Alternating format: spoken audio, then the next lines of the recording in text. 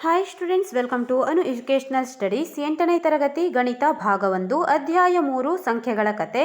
ಹಿಂದಿನ ವಿಡಿಯೋದಲ್ಲಿ page number 66ರಲ್ಲಿರುವಂತಹ ಎಲ್ಲ ಪ್ರಶ್ನೆಗಳಿಗೆ ಉತ್ತರಿಸಿದ್ದೇವೆ. ಈ ವಿಡಿಯೋದಲ್ಲಿ ಪೇಜ್ ನಂಬರ್ 67 ಮತ್ತು ಪೇಜ್ ನಂಬರ್ 68ರಲ್ಲಿರುವಂತಹ ಎಲ್ಲ ಪ್ರಶ್ನೆಗಳಿಗೆ ಉತ್ತರಿಸೋಣ.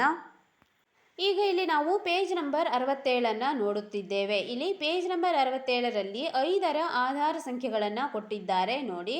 ಅಂದರೆ ಹೆಗ್ಗುರುತು ಸಂಖ್ಯೆ 5 ಸಂಗ್ರಹಗಳನ್ನು ಒಟ್ಟುಗೂಡಿಸಿದಾಗ ನೀವು ನೋಡಬಹುದು. ಮೊದಲನೆಯದಾಗಿ 1 ಇತ್ತು, 1ಕ್ಕೆ ಇಲ್ಲಿ 5 ಅಂದರೆ 1ಕ್ಕೆ ನಾವು 5ರಿಂದ ಗುಣಿಸಿದಾಗ 5 ಬಂದಿದೆ. ನಂತರ 5ಕ್ಕೆ 5 ಬಾರಿ ಗುಣಿಸಿದಾಗ 5ರ 5 ಗುಂಪುಗಳು ಬಂದಿವೆ. ಅಂದರೆ 5, 10, 15, 25 ಮತ್ತು 125. ಈ ರೀತಿಯಾಗಿ 5ಅನ್ನು ನಾವು 3 ಬಾರಿ ಗುಣಿಸಿದಾಗ 125ಅನ್ನು ಪಡೆಯುತ್ತೇವೆ.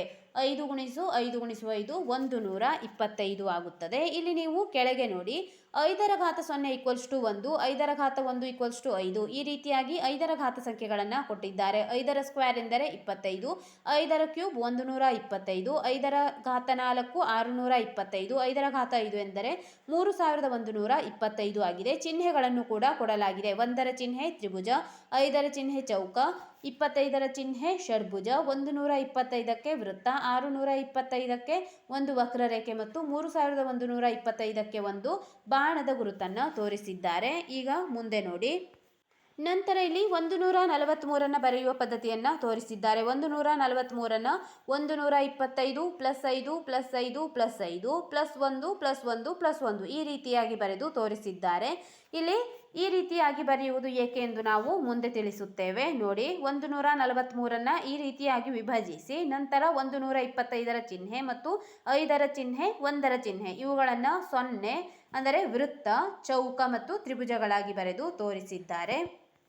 ಕಂಡುಹಿಡಿಯಿರಿ. ಕೋಷ್ಟಕ 2ರಲ್ಲಿನ ಚಿಹ್ನೆಗಳನ್ನು ಬಳಸಿಕೊಂಡು ಮೇಲಿನ ಆಧಾರ 5 ವ್ಯವಸ್ಥೆಯಲ್ಲಿ ಕೊಟ್ಟಿರುವ ಸಂಖ್ಯೆಗಳನ್ನು ಬರೆಯಿರಿ. 15, 50, 137, 293 ಮತ್ತು 651. ಈಗ ನಾವು ಮೊದಲನೆಯದಾಗಿ ಪೇಜ್ ನಂಬರ್ 67ರಲ್ಲಿರುವಂತಹ ಕೋಷ್ಟಕವನ್ನು ಕೂಡ ಬರೆದುಕೊಳ್ಳಬೇಕು. ಪೇಜ್ ನಂಬರ್ 67ರಲ್ಲಿರುವಂತಹ ಕೋಷ್ಟಕವನ್ನು ಗಮನಿಸಿ ಈ ಪ್ರಶ್ನೆಗಳಿಗೆ ಉತ್ತರಿಸೋಣ.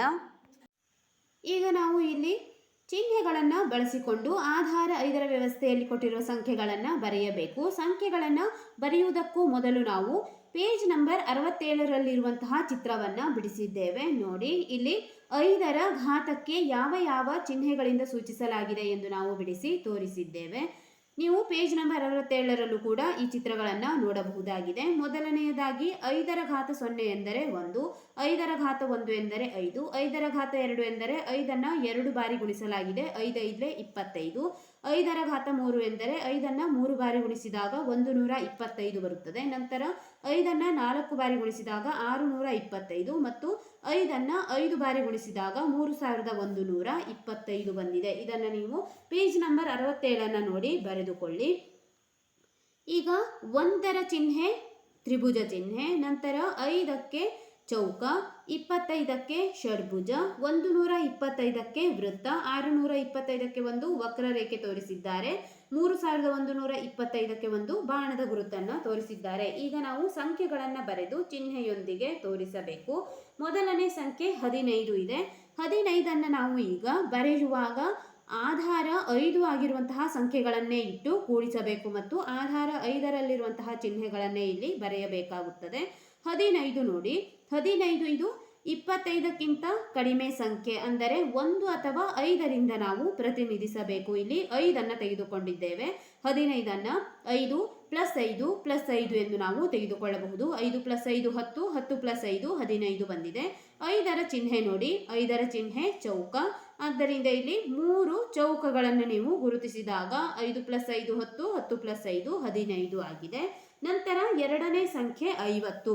50 ನೋಡಿ, 50 ಎಂದರೆ ಇಲ್ಲಿ 25ಕ್ಕಿಂತ ದೊಡ್ಡ ಸಂಖ್ಯೆ ಮತ್ತು 125ಕ್ಕಿಂತ ಚಿಕ್ಕ ಸಂಖ್ಯೆ. ಆದ್ದರಿಂದ ನಾವು 25ಅನ್ನೇ ಇಲ್ಲಿ ತೆಗೆದುಕೊಳ್ಳೋಣ. 25ಅನ್ನು 2 ಬಾರಿ ಗುಣಿಸಿದಾಗ ನಾವು 50ಅನ್ನು ಪಡೆಯುತ್ತೇವೆ. ಆದ್ದರಿಂದ 25 + 25. 25ರ ಚಿಹ್ನೆ ನೋಡಿ, ಷಡ್ಭುಜ ಚಿಹ್ನೆ, 25ಕ್ಕೆ ಒಂದು ಷಡ್ಭುಜ ಚಿಹ್ನೆ ಮತ್ತು ಇನ್ನೊಂದು 25ಕ್ಕೆ ಒಂದು ಷಡ್ಭುಜ ಚಿಹ್ನೆಯನ್ನು ತೋರಿಸಿದ್ದೇವೆ. ನಂತರ 137 ಎಂದು ಕೊಟ್ಟಿದ್ದಾರೆ. 137 ಇದು 125ಕ್ಕಿಂತ ಸ್ವಲ್ಪ ದೊಡ್ಡ ಸಂಖ್ಯೆಯಾಗಿದೆ. ಆದ್ದರಿಂದ ಮತ್ತು ಇಲ್ಲಿ 625ಕ್ಕಿಂತ ಚಿಕ್ಕ ಸಂಖ್ಯೆ, ಆದ್ದರಿಂದ ನಾವು ಇದೇ ಸಂಖ್ಯೆಯನ್ನು ಮೊದಲು ತೆಗೆದುಕೊಳ್ಳಬೇಕು. 125. ಇದಕ್ಕೆ ಈಗ ನಾವು 5ರ ಘಾತಗಳನ್ನು ಕೂಡಿಸುತ್ತಾ ಹೋಗೋಣ. 125 ಪ್ಲಸ್ 5 ಎಂದರೆ 130.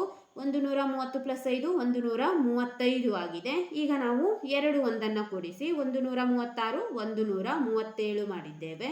125 ಎಂದರೆ ಚಿಹ್ನೆ ವೃತ್ತ ಬರೆಯಿರಿ. 5ಕ್ಕೆ ಚಿಹ್ನೆ ಚೌಕ, ಇನ್ನೊಂದು 5 ಇದೆ, ಇನ್ನೊಂದು ಚೌಕ. ನಂತರ 1ರ ಚಿಹ್ನೆ ಟ್ರಯಾಂಗಲ್ ಅಂದರೆ ತ್ರಿಭುಜ, ಇನ್ನೊಂದಕ್ಕೂ ಕೂಡ ತ್ರಿಭುಜವನ್ನು ಬರೆಯಿರಿ. ವೃತ್ತ, ಚೌಕ, ಚೌಕ, ತ್ರಿಭುಜ ಮತ್ತು ತ್ರಿಭುಜ, ಇದು 137ರ ಚಿಹ್ನೆಯಾಗಿದೆ. ನಂತರ 293. 293 ಕೂಡ 625ಕ್ಕಿಂತ ಚಿಕ್ಕ ಸಂಖ್ಯೆ ಮತ್ತು 125ಕ್ಕಿಂತ ದೊಡ್ಡ ಸಂಖ್ಯೆಯಾಗಿದೆ. ಆದ್ದರಿಂದ ನಾವು 125ಅನ್ನು ತೆಗೆದುಕೊಳ್ಳೋಣ. 125 ಪ್ಲಸ್ 125 ಈ ಎರಡನ್ನು ಕೂಡಿಸಿ ನಂತರ ಪ್ಲಸ್ 5 ಪ್ಲಸ್ 5 ಪ್ಲಸ್ 5 ಪ್ಲಸ್ 5 ಈ ರೀತಿ ನಾವು 8 ಬಾರಿ 5ಅನ್ನು ಕೂಡಿಸಿದ್ದೇವೆ. ನಂತರ ಇಲ್ಲಿಗೆ 5 ಬಾರಿ 5ಅನ್ನು ಕೂಡಿಸುತ್ತಾ ಹೋದಂತೆ ನಾವು 8 ಬಾರಿ 5ಅನ್ನು ಕೂಡಿಸಿದಾಗ 290 ಬರುತ್ತದೆ. 91 92 93 ಒಂದೊಂದನ್ನು ನಾವು ಬೇರೆ ಬೇರೆಯಾಗಿ ಇಟ್ಟಿದ್ದೇವೆ. ನಂತರ ಈಗ ಚಿಹ್ನೆಗಳನ್ನು ಬರೆಯುತ್ತಾ ಹೋಗಬೇಕು. 125ರ ಚಿಹ್ನೆ ವೃತ್ತ, ಇನ್ನೊಂದು 125ರ ಚಿಹ್ನೆ ವೃತ್ತ.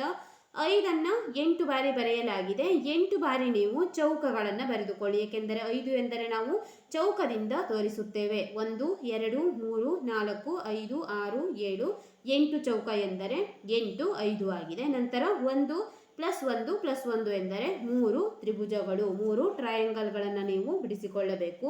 ವೃತ್ತ ವೃತ್ತ, ಚೌಕ ಚೌಕ ಚೌಕ, ಮತ್ತು ಇಲ್ಲಿ ಚೌಕ ಚೌಕ ಚೌಕ ಚೌಕ ಚೌಕ, ತ್ರಿಭುಜ ತ್ರಿಭುಜ ತ್ರಿಭುಜ, ಇದು ಚಿಹ್ನೆಯಾಗಿದೆ. ನಂತರ ಕೊನೆಯ ಸಂಖ್ಯೆ 651ಅನ್ನು ಕೊಟ್ಟಿದ್ದಾರೆ. 651ಅನ್ನು ನಾವು ಸುಲಭವಾಗಿ ಬರೆಯಬಹುದು. ಇಲ್ಲಿ ನೋಡಿ, 5ರ ಘಾತ 4 ಎಂದರೆ 625.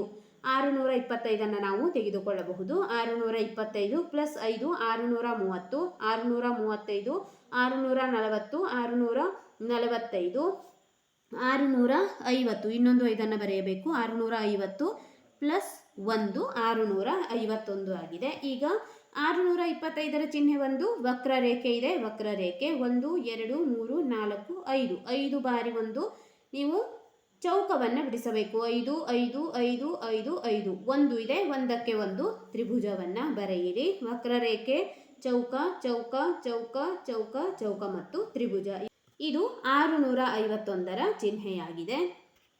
ಪ್ರಶ್ನೆ ನಂಬರ್ 2. ಮೇಲಿನ ಸಂಖ್ಯೆಗಳಲ್ಲಿ ಆಧಾರ 5 ಪದ್ಧತಿಯಲ್ಲಿ ಪ್ರತಿನಿಧಿಸಲಾಗದ ಸಂಖ್ಯೆ ಇದೆಯೇ? ಇದ್ದರೆ ಏಕೆ ಇದೆ ಅಥವಾ ಇಲ್ಲವಾದಲ್ಲಿ ಏಕೆ ಇಲ್ಲ? ಅಂದರೆ ನಾವು 5ರ ಆಧಾರ ಸಂಖ್ಯೆ ಪದ್ಧತಿಯನ್ನು ಬಳಸಿಕೊಂಡಾಗ 5ಅನ್ನು ಉಪಯೋಗಿಸಿ ನಾವು ಪ್ರತಿನಿಧಿಸಲಾಗದೇ ಇರುವಂತಹ ಸಂಖ್ಯೆ ಇದೆಯೇ ಅಥವಾ ಇಲ್ಲವಾದಲ್ಲಿ ಏಕೆ ಇಲ್ಲ ಎಂದು ಬರೆಯಬೇಕಾಗಿದೆ. ಉತ್ತರ ಬರೆಯೋಣ. ಈಗ ಬರೆಯಿರಿ.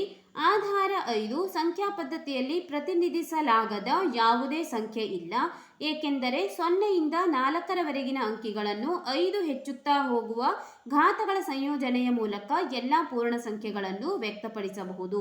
ಇನ್ನೊಮ್ಮೆ ನೋಡಿ, ಆಧಾರ 5 ಸಂಖ್ಯಾ ಪದ್ಧತಿಯಲ್ಲಿ ಪ್ರತಿನಿಧಿಸಲಾಗದ ಯಾವುದೇ ಸಂಖ್ಯೆ ಇಲ್ಲ, ಅಂದರೆ 5ರಿಂದ ನಾವು ಸಂಖ್ಯಾ ಪದ್ಧತಿಯಲ್ಲಿ ತೋರಿಸಲು ಬರದೇ ಇರುವಂತಹ ಯಾವುದೇ ಸಂಖ್ಯೆ ಇಲ್ಲ, ಏಕೆಂದರೆ 0ಯಿಂದ 4ರವರೆಗಿನ ಅಂಕಿಗಳನ್ನು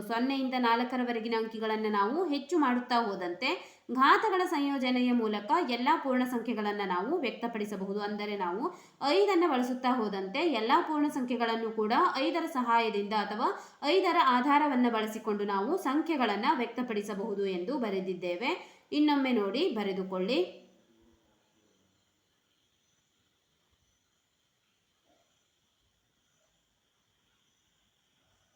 ಮೂರನೇ ಪ್ರಶ್ನೆ. ಆಧಾರ 7 ವ್ಯವಸ್ಥೆಯ ಹೆಗ್ಗುರುತು ಸಂಖ್ಯೆಗಳನ್ನು ಲೆಕ್ಕ ಹಾಕಿ. ಸಾಮಾನ್ಯವಾಗಿ ಆಧಾರ n ಪದ್ಧತಿಯ ಹೆಗ್ಗುರುತು ಸಂಖ್ಯೆಗಳು ಯಾವುವು? ಈಗ ನಾವು 7ರ ಆಧಾರ ಸಂಖ್ಯೆಗಳನ್ನು ಬರೆಯುತ್ತಾ ಹೋಗೋಣ. ಈಗ ಬರೆಯಿರಿ. ಮೊದಲ ಹೆಗ್ಗುರುತು ಸಂಖ್ಯೆಯನ್ನು 1 ಎಂದು ತೆಗೆದುಕೊಂಡರೆ ಆಧಾರ 7ರ ಪದ್ಧತಿಯಲ್ಲಿ ಮುಂದಿನ ಹೆಗ್ಗುರುತು ಸಂಖ್ಯೆ ಹಿಂದಿನ ಸಂಖ್ಯೆಯ 7 ಪಟ್ಟು ಆಗಿರುತ್ತದೆ. ಅಂದರೆ ಅವು 7ರ ಘಾತಗಳಾಗಿವೆ. ಈಗ ನಾವು 7ಅನ್ನು ಆಧಾರ ಪದ್ಧತಿಯಲ್ಲಿ ತೆಗೆದುಕೊಂಡಾಗ 7 14. ಈಗ ನೋಡಿ, 7ರ ಘಾತ 0 ಎಂದರೆ 1, 7ರ ಘಾತ 1 ಎಂದರೆ 7, 7ರ ಘಾತ 2 ಎಂದರೆ 7ಅನ್ನು 2 ಬಾರಿ ಗುಣಿಸಲಾಗಿದೆ. 7 7 49. 7ರ ಘಾತ 3 ಎಂದರೆ 7 7 49. 49 7 343. ನಂತರ 343ಕ್ಕೆ ಪುನಃ ನಾವು 7ರಿಂದ ಗುಣಿಸಿದಾಗ 2401 ಬಂದಿದೆ. ಈಗ ಇಲ್ಲಿ ನೀವು ನೋಡಬಹುದು 7ರ ಆಧಾರ ಪದ್ಧತಿಯನ್ನು ನಾವು ನೋಡುತ್ತಾ ಹೋದಂತೆ 7ಅನ್ನು ನಾವು ಇಲ್ಲಿ ಪುನಃ ಗುಣಿಸುತ್ತಾ ಹೋಗಿದ್ದೇವೆ. ಅಂದರೆ ಮೊದಲ ಹೆಗ್ಗುರುತು ಸಂಖ್ಯೆ 1 ಎಂದು ತೆಗೆದುಕೊಂಡಾಗ ಇಲ್ಲಿ ನೋಡಿ ಮೊದಲ ಹೆಗ್ಗುರುತು ಸಂಖ್ಯೆ 1 ಬಂದಿದೆ. 7ರ ಘಾತ 0 ಎಂದರೆ 1 ಬಂದಿದೆ.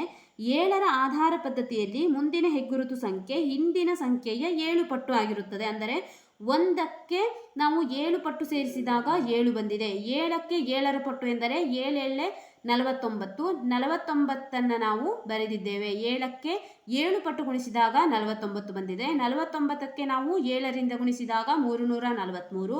343ಕ್ಕೆ 7ರಿಂದ ಗುಣಿಸಿದಾಗ 2401. ಈ ರೀತಿ ಹಿಂದಿನ ಸಂಖ್ಯೆ 7 ಪಟ್ಟು ಹೆಚ್ಚಾಗಿರುತ್ತದೆ. ಅಂದರೆ ಇವು 7ರ ಘಾತಗಳಾಗಿವೆ ಎಂದು ನಾವು ಬರೆದಂತಾಯಿತು.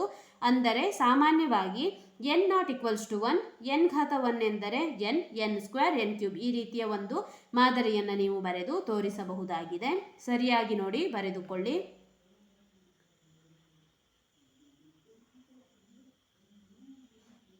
ಈ ವಿಡಿಯೋದಲ್ಲಿ ನಾವು ಪೇಜ್ ನಂಬರ್ 67 ಮತ್ತು ಪೇಜ್ ನಂಬರ್ 68ರಲ್ಲಿರುವಂತಹ ಎಲ್ಲ ಪ್ರಶ್ನೆಗಳಿಗೆ ಉತ್ತರಿಸಿದ್ದೇವೆ. ಮುಂದಿನ ವಿಡಿಯೋದಲ್ಲಿ ಪೇಜ್ ನಂಬರ್ 69 ಮತ್ತು ಪೇಜ್ ನಂಬರ್ 70ರಲ್ಲಿರುವಂತಹ ಎಲ್ಲ ಪ್ರಶ್ನೆಗಳಿಗೆ ಉತ್ತರಿಸೋಣ.